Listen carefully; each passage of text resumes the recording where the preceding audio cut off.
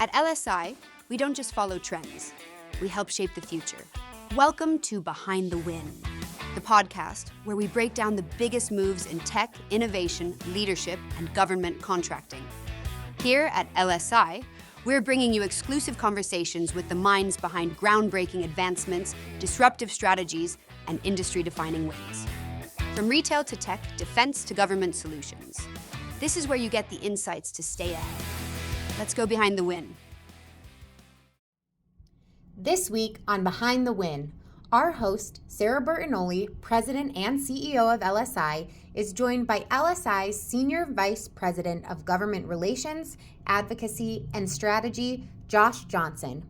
He breaks down the current government landscape, what a new administration could mean, and how LSI is staying ahead of the curve in Washington and beyond. Let's start with the big picture. How have recent shifts in Washington, from all the leadership changes to budget priorities, affected how companies should approach strategy?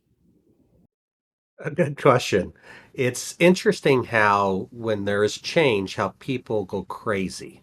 What I have found being in this town for more than 30 plus years is that change is inevitable. It comes, whether it's the Congress, a president of the same party, different party. And I think so often people get nervous and they react rather than continue what they're doing and be proactive in the areas they know there's change. And what's fascinating to me is that most policies are very similar, but how people phrase what they're doing is quite dramatic. So when you think about it as most things are going to continue on, at a percentage, in the 90s of what it was before, 90% plus, and just look at that limited amount of change. How do you adapt to that? And how do you rephrase what you're hearing from those speaking about it? And when you think about it that way, it really makes it a fairly simple process to get through. But it does require some initial strategic thinking on how do you phrase what you're hearing and make sure that what you're saying is matching the similar words that are coming out of whether it's the president's mouth or the assistant secretaries or members of Congress. So, and we talk about this a lot, right? Political risk is a growing factor in the public sector business. But what should leaders understand about staying agile in this climate? And we talk a little bit about this, like being able to pivot. Yeah, the pivot is dramatic of what you need to do in many cases. So often people are phrasing things that they did or living as they did a decade ago. And if you're not changing the way that you're saying things or progressing with the way that things are changing, you end up on the outside very quickly. And as an example, there were many that didn't believe in different social media platforms as being worth pursuing or utilizing. And as I've seen on your show earlier, there is so much within social media that is influencing policy. And, fact checking it, of course, is an important thing. But if people aren't aware of what's happening in the social media front, they are left behind in how they're trying to promote as it relates to how we thought things were a decade ago.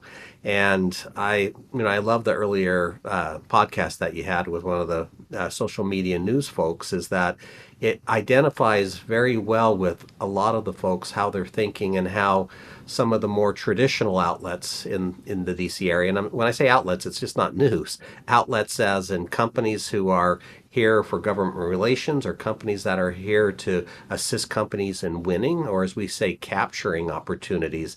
It's learning how it's being said and how it's being communicated across the different platforms that really leads to the agility that needs to be done in many cases almost instantaneously, that being able to jump very quickly to how you're phrasing it, how you're approaching it and doing it.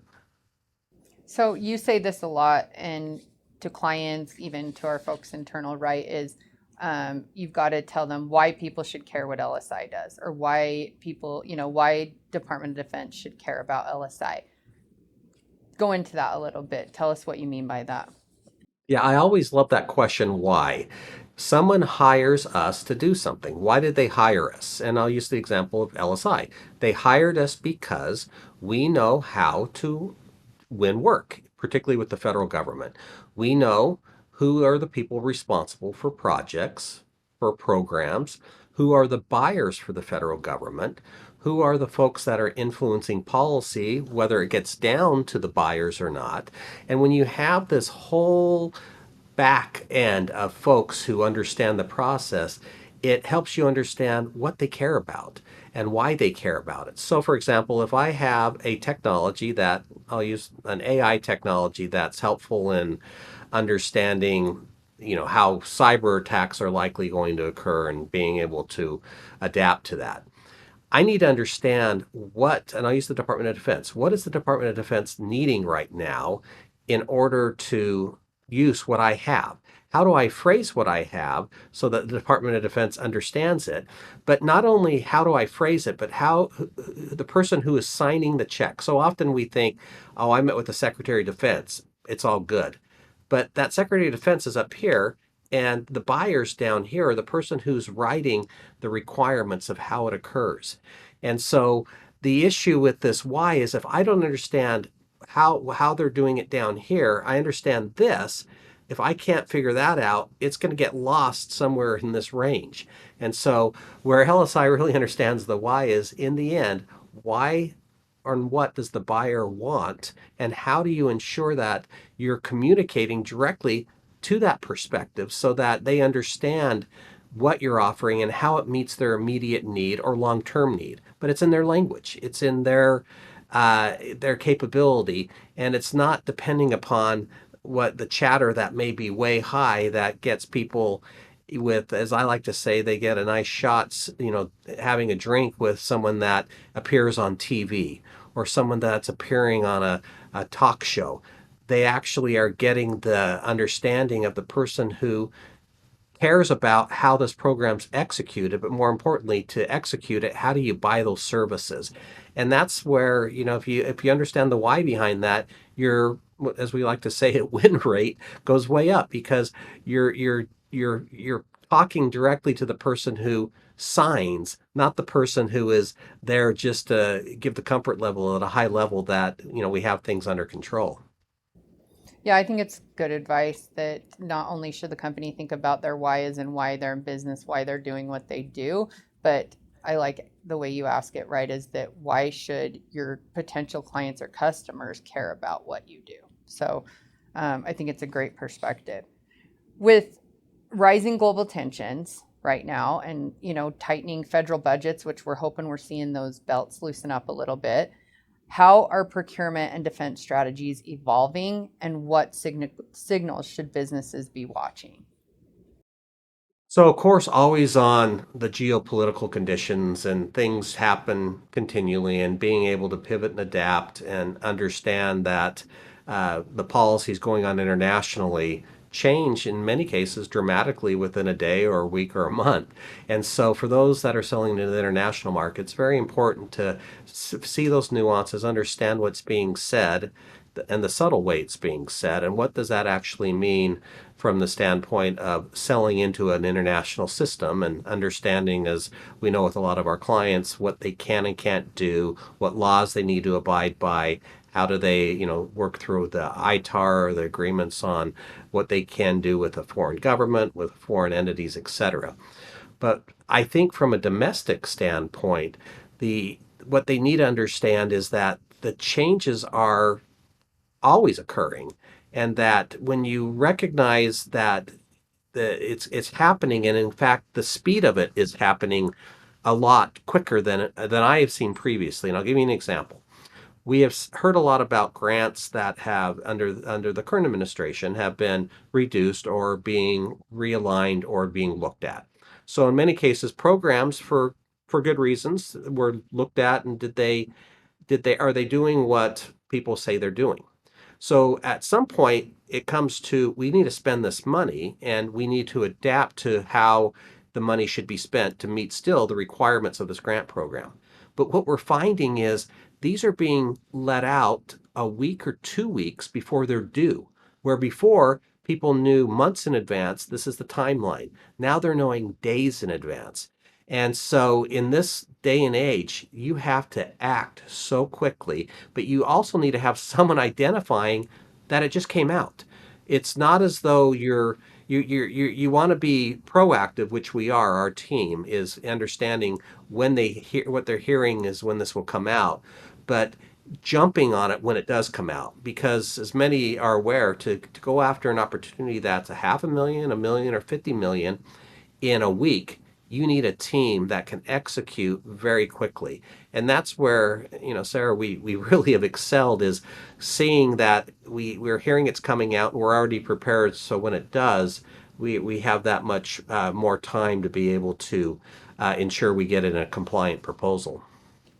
And I think this is how capture has changed or evolved, right? Oh, even over the last 5 years, is that people typically always did, 12 to 18, 24-month capture cycles. Well, now, and that is if you know something, it's cadence when it's coming out, it's renews every 5 years, 10 years, et cetera, sure. But now it can be the funding just got, approved. And like you said, it's going to drop. But the lengthiest one we've seen to date is 30 days, and that was, it was a big one. And we were on it with a prime. So I agree. They've got to be able to, you've got to have your core capabilities that you've done the capture on and you know where the fits are so that when these drop, like you said, you can jump on them fast. So I'll give an example. Let's just say that I've been working a lot with the Army. My first priority is going to be continuing to do Army projects because they know me, I have my past performance, and I know in many ways how the Army thinks. So when I'm working with a client and they have done something small with the Army or big, I'm looking at that office continually as I'm doing capture. But then I'm also looking at adjacent offices and getting an understanding of how they're thinking, recognizing Army's big. And so as we work with these clients and as we're figuring out as these things are coming out, we're not again hustling on something we don't know a lot about. We're focusing in on what the client knows about and where the client actually has done some work to win it. Now that's not for everything, in which a lot of the companies right now that we're working with have no past performance, but they have skill sets, particularly with technology and AI. So how do you take a company that has never worked with the federal government and now is coming and saying, geez, we fit well with this technology that whoever needs? It could be the park service for reservations and being able to have 3 seconds to click a call or a text to the person in response. How can you adapt? How can these large companies who generally won these be adapting to how technology is changing? And that's where I think there's a huge competitive advantage right now for these companies that have a product that can meet the needs of the government and can showcase that immediately so that they're not coming in saying, yeah, we've been around 20 years. No, we've been doing this type of work over the past several years, and every year we've changed, and we're now are changing to approach the technology changes, and we can easily fit what you're looking for through the following way. And so it's just that agility again in the software, in the world of software, they use agile all the time, that they can change as needed.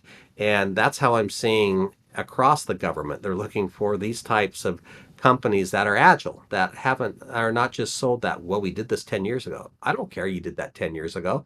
What did you do last month, or what can we do today in order to win this, that is still, seeking your complementary offerings, but doing it in a way that we can jump immediately to meet the deadlines.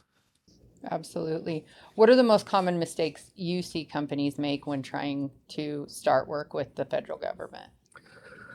So I'll take one step back and say the companies who've been in the federal government for decades, the mistake they make is they get lazy. The mistake I see new companies making is they don't take advantage of that laziness. They believe that, oh, this is a company that's been working with the government for so long, I can't do that. Or the company hasn't yet understood why the government should care about this. And so, as we do with every single client coming in, we describe exactly, here's who you are, here's what you offer, and these are the folks that should care about what you do, and let's make our offering specifically to what they're doing. So the new companies, as they really do have a jump in many cases, because they're not set in stone with a practice that's been going on. I'll give you an example. We've worked with entities that, in order to go after an opportunity, they mark boxes that are 90 plus things in order to go win something. You can't do that in this day and age. You need to be able to understand here's the requirements, and even throwing in some assistance with AI, some of the things, proprietary things that we use, to be able to recognize very quickly some of the changes that are occurring and jump on them. The other thing, real quick on that, is the capabilities of the company. If I can't tell you in one paragraph, and people always talk about the elevator speech. If I can't tell you in 30 seconds what I do and why you need it, a government buyer is going to move away quickly. So if I do get a call or I have a conversation and I can't explain how my service or product meets what they need that quickly, it's a hang up. And in fact, it's actually in some cases worse, because after that 30 seconds, so often people are trying to go back and figure out, okay, I said something, but I can say it better. And 20 minutes later, they still don't understand why this buyer should care about them. And that's something in which I know with our clients has been appreciated, because they can go in and have the confidence and knowledge that I'm meeting with this person, they care about this, and my product meets what they care about, so that the conversation flips to having them asking us questions rather than us trying to say, hey, I think this is what I do, and I think this is what you need. We're coming in very directly. We know what here's what we do and how it meets your mission and the requirements you're under. So I think that is a great point. I mentioned to you this morning on a different call we were on, we have a client we've met with several times, and I still struggle today if someone asked me to say what they do, what their capabilities are. And I think that comes from people who are explaining or working on kind of their growth are way too technical, right? That they're it's almost like you need someone to come in and simplify it, dumb it down, if you will, for lack of a better term, to be able to, like you said, give your 60-second elevator speech. Yeah, and that's what we call this differential. How am I different? Everybody has an app. Everybody does AI these days. How am I different?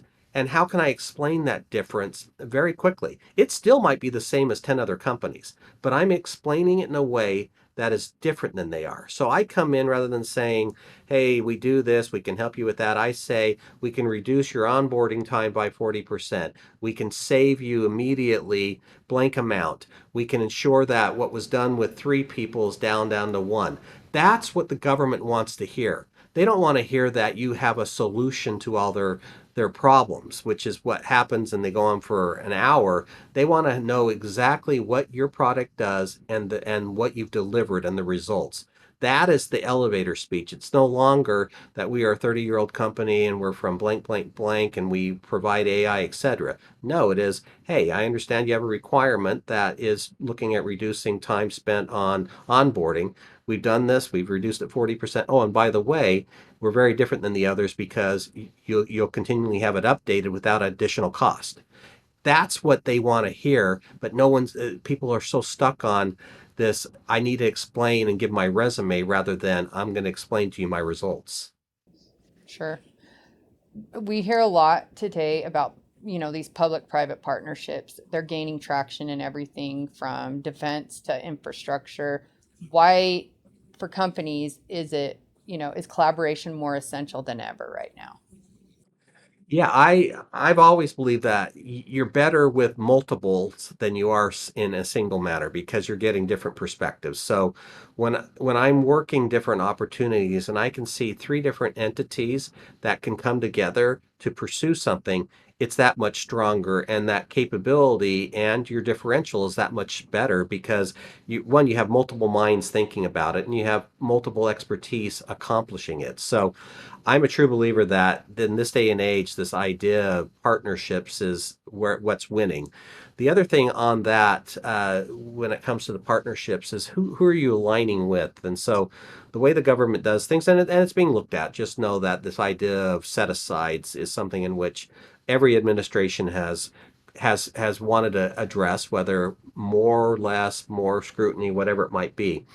Under how we're going through right now, what I have seen is that the folks who have a lot of capability and who have a very strong preferential treatment, which would be some of the Native Hawaiian and Alaska Natives, as well as the tribally owned, have been doing exceptional work for decades.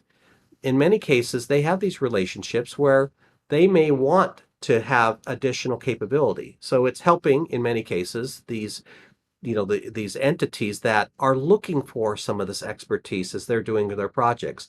Those are great alignments because you're dealing with someone that you're helping at the end, give them the capability that they don't currently have, and they're helping you out because you're able to go communicate with some of these buyers in which these folks have. So, I mean, it's a little different than the partnerships I was mentioning earlier, but just how you align and how you share what you have, not only for the government, but also for folks that are truly seeking that capability, but don't haven't achieved that yet, and why they're seeking you for whatever issue they may be needing at that time. So let's bring all this kind of to life. Tell us about the recent LSI win with the 309th SWAG division at Hill Air Force Base. Yeah, so interesting where LSI is located, it's right outside Hill Air Force Base.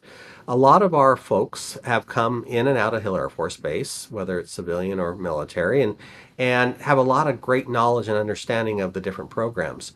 What we have found is by being there and by actively looking and hearing what they're needing, and it might sound so simple that people don't do it, but it's going to when they say, we need input, we have an industry day, or just passing on something else that we're working with that office to say, oh geez, you have issues with security.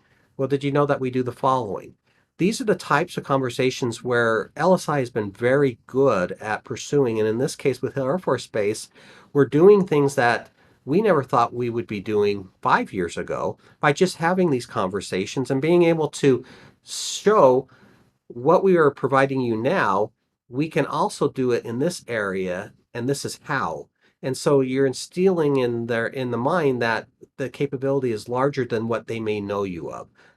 You're currently doing, and that to me is the success we're having at Hill Air Force Bases. We're a known entity, we've delivered, and we have capabilities that at first glance they may not see, but as we discuss in these opportunities, like I mentioned, that are all public opportunities, but it's just being present to be able to understand what that is to open up these other doors.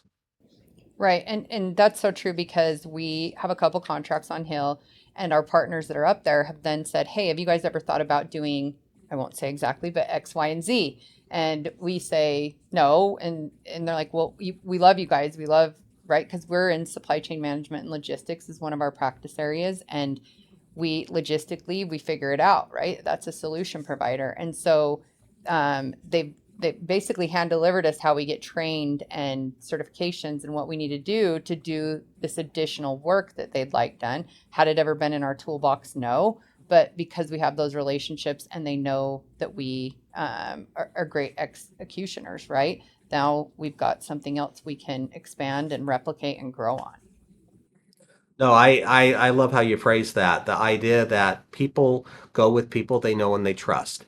And if you burn it, then you're burned. So you always have to take that into consideration that you know us doing this and we can do this and this is how we're going to do it. And if you can instill that you can do the additional work and do it right, more work opens up. And we have found that with countless clients that they start out doing a base operation something, and then next thing you know, they're doing some, service desk related for IT. Next thing they're doing more comprehensive IT, and they're also doing work that might be some supply chain work, and it just keeps growing.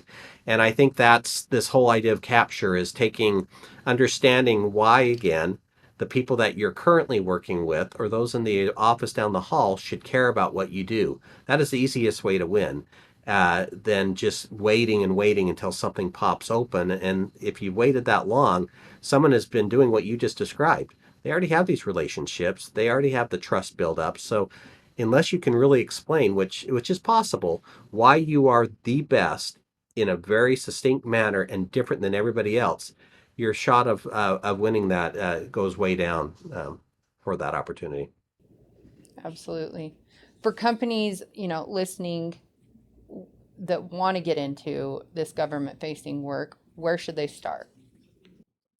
The great thing about the federal government is there are countless ways to learn how what they buy and trainings for you. And I'll do a shout out to a great program that's nationwide, the Apex Accelerators.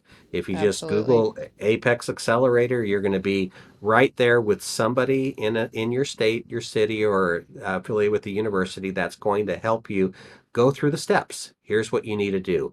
It doesn't sound like a lot of work, but it requires you to make sure that you're filling in the right boxes. The challenge with government in many cases is you miss one little box, it delays it for a week, a month, etc. So I would encourage always to look at these sources. Where companies like LSI come into play is this is all we do is we help companies identify and win work because of what our model is. And so there are companies like us that we have this experience and expertise, but I always tell potential clients first, just go look to see if you want to do this. Check it out, and I would encourage people to do it because the markets in private and public, they fluctuate, and you want to have, to me, a parallel process going all the time. Because if you just depend on the non-federal side or the non-public side, when that goes down, you're stuck. And so I just encourage again to do a little Googling and of course just reach out to us. We're willing to provide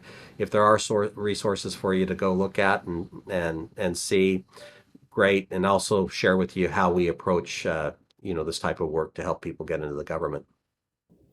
I two things. One is I'm so glad you gave a shout out to Apex Accelerators, and because it is such a great program.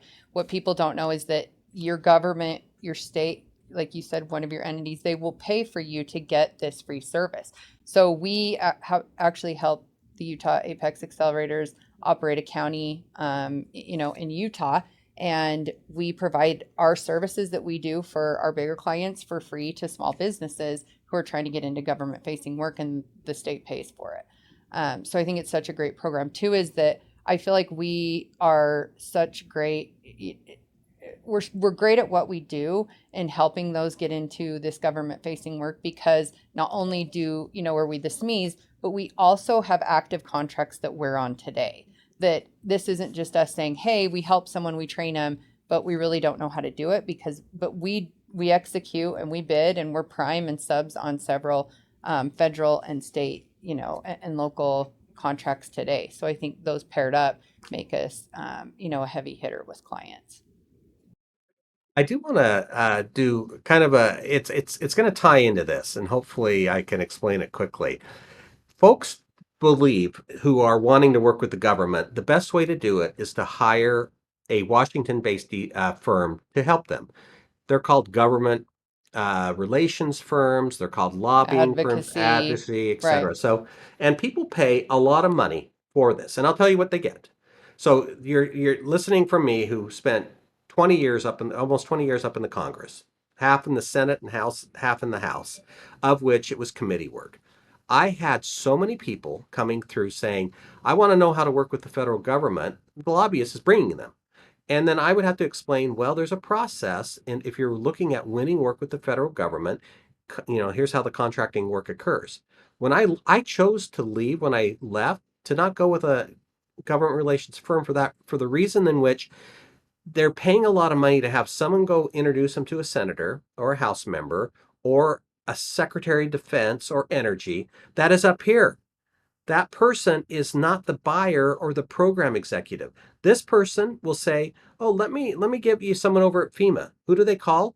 It's the person who's appointed, the assistant secretary of that. They talk to them, and be honestly, they get a nice photo op sitting there at a restaurant or in their office with the flag behind them and saying, "Yeah, I met with this important person." But in the end, what they don't get is all of this funding that their product probably meets or their service does. So I will just throw out, and I'm going to have a bunch of my DC-based friends probably call me and say, you're belittling something that we do well, which in many cases there are needs for this. But I would say Absolutely. 90+% is going. How do you figure out what the government buys and who are the buyers and why they should care about you? That is what LSI does. and does it every single day. And one last example on that, we do have a large policy firm that is a government relations firm, very good at what they do. And they are doing really well on the advocacy side. They have brought us in because a lot of their clients have needs to go win contracts and grants, which they don't have this connection down here. They have that. So we're going in and we're writing, we're identifying, writing, and we're capturing and writing it and winning it. And in one example, over almost a 3-year period, we won $1.3 billion, of which that group claimed, which rightfully so, that they're doing all this great advocacy, and they brought clients over $1.3 billion. So I call that out because what many people, whenever you think Washington D.C., first think, what am I going there for? Why should they care? And if it's because I want to do contract work, you're better off to go figure out, how do I become a federal contractor to win the funding that Congress sends without, basically to the administration to then issue pursuant to their rules and regulations.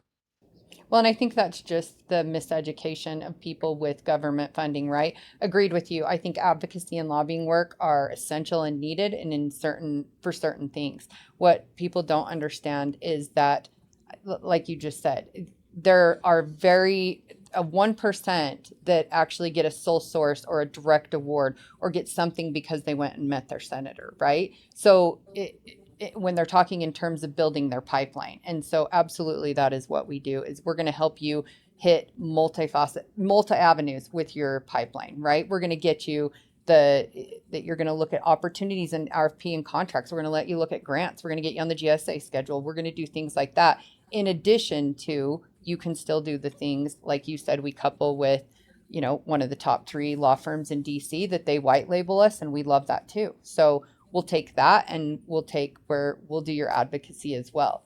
But I think I love that you built this concept here where you build that, you brought those two together, that you guys want funding. That's your end goal. Well, that doesn't just come from a lobbyist saying, hey, give my person $10 million worth of funding. You've got to do several different things, and LSI is great at those things.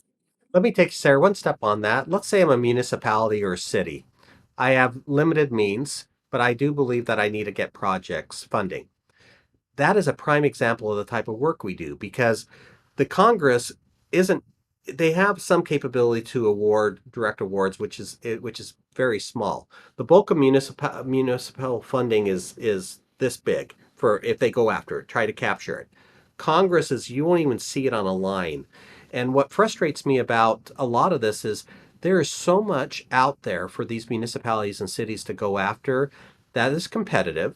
But if they tell the story of why their entity needs it and what they're going to do to deliver the services and ensure that their deliverables are met, there is funding above and beyond what they thought of. They just always assume that Congress is the one that does the money. No, Congress appropriates the money to the administration, who then makes the rules. Congress doesn't go and says, I want to give $100 million directly to this entity. And if they do, there's always these issues surrounding it that have to be qualified. So they just end up sending the bulk of the money, even though there are times in which there is some line item saying, we'll give you $60,000 for this or $200,000 for this. But they're not pushing out the bigger amounts that are out there on a daily basis to pursue every day. What are some, recommendations from you, but like what people, resources, or agencies should these new entrants follow to better understand the landscape and start to educate themselves?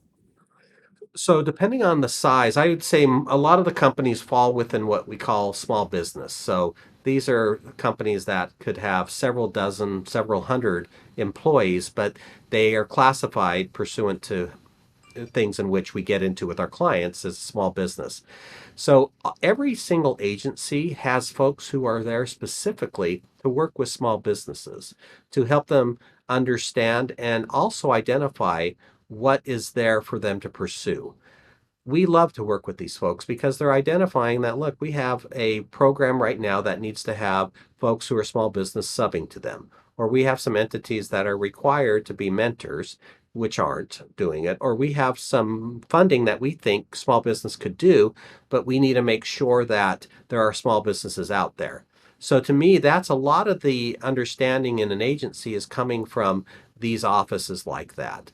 The other thing is just to be monitoring and watching. I mean, I watch what's happening with what the Office of Management and Budget's putting out about how things should be done or money spent, rules and regulations that are going out continually, notices from the government saying we're likely going to do some procurement in the next 6 months that does the following. Can you do that? If you can, let us know. What we call request for information, what we call request for sources sought, information that the government's saying we don't know where to go. Can you guys, who can do this? We're writing these continually for folks saying, okay, you want someone who can do AI for border whatever. We submit that we can do that, and this is how we're going to do it. But we do it in showing that we have done it, and this is how we're going to do it and why they should care. So imagine that if you're able to submit before a request comes out because the government's asking for it, why wouldn't you jump on that? Those are things that we do daily for our clients to ensure that when it's actually issued as a request for proposal, that in it now it says, oh, your technology should be able to see this image at this size and it's specific, and there might be one or two companies that can only do that. So it's a means to help make sure the government gets the best service and product, but also that when it comes out, it's identifying the types of things that they think are best in class. What's one key takeaway you want listeners to remember from our conversation today? I would say, and this is I'm going to sound like a broken record on this, the why. Why would the government want what I have? And how do I explain it? And I'll use the example of a capability statement, a one pager that says, this is who I am, why you should care, how I'm different, and what I'm doing, and the results. If I can't, one, say something in 30 seconds, I likely can't do a one pager identifying why someone should want me. And I will make these why statements for every single agency that this client wants to their why they want you. So just know that is probably the most important thing someone can have is an understanding that everybody has a different way of saying it or a different priority for something you make. And you have to be able to, as I mentioned, say it very quickly, but also show it in this one page capability statement. Now, whether the government reads through that or not is another thing, but I use it as if you can't write what you do and say it succinctly, then you're not ready to do federal work. Great advice. Josh, thank you for being on today for part 1 of our series. And I think we did good. We kept it short. So. All right. Thank you.